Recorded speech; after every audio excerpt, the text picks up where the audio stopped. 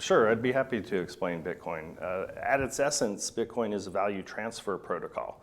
So you can think of it as a method to transfer value from one individual to another individual or business to business without respect to any national borders or without going through any third-party intermediary, which makes it an extremely flexible value transfer protocol.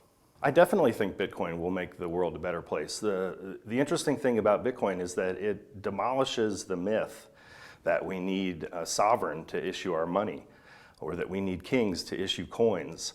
And it puts us in charge, each individual in charge of their own wealth and their own value.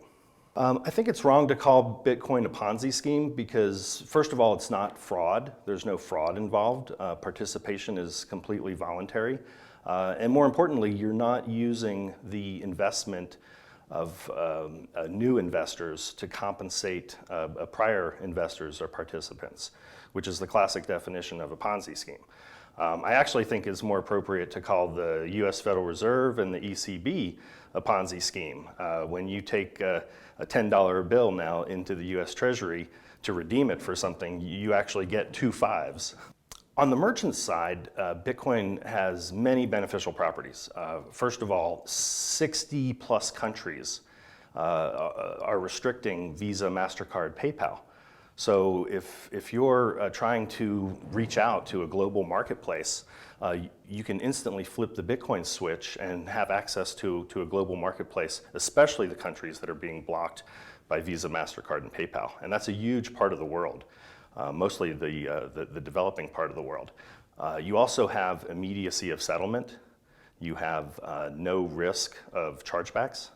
So in effect, Bitcoin is irreversible payments, very similar to cash in a physical environment, but this is in an online environment. And on top of that, you have extremely low fees, transaction fees approaching 0, which will pose a challenge to the major payment networks. Oh, and can I add one more thing before you turn that off, if you could splice it in?